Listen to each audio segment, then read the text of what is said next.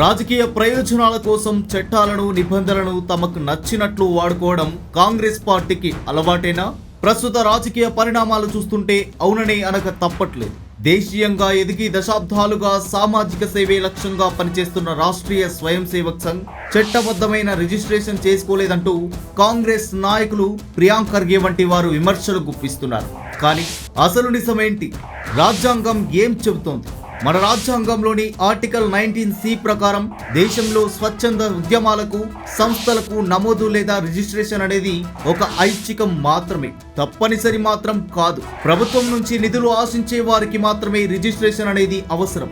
మరి దశాబ్దాలుగా సొంత బలంతో నడుస్తున్న RSS ని ఎందుకు టార్గెట్ చేస్తున్నారు? RSS వాస్తవ పరిస్థితి పారదర్శకత.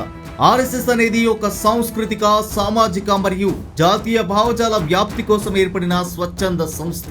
అది కేవలం అంతర్గత క్రమశిక్షణ, దేశభక్తి మరియు వ్యక్తిత్వ నిర్మాణ కార్యక్రమాలకు మాత్రమే పరిమితమై ఉంటుంది.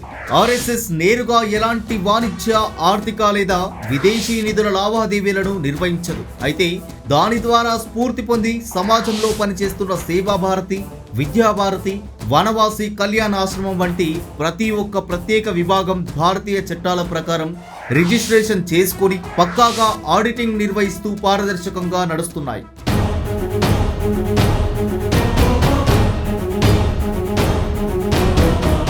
సంఘ్ నేతల సూటి ప్రశ్న: ప్రభుత్వానికి తెలియదా?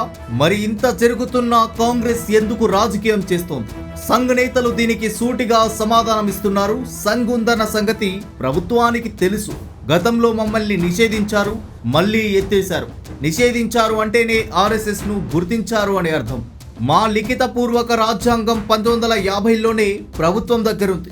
అప్పుడే ప్రభుత్వం చెప్పవచ్చు కదా రిజిస్ట్రేషన్ చేసుకోవాలని. అప్పుడు చెప్పలేదు. ఇప్పుడేమో ప్రజల మనస్సుల్లో అనుమానాలు రేకెత్తించాలని చూస్తున్నారు.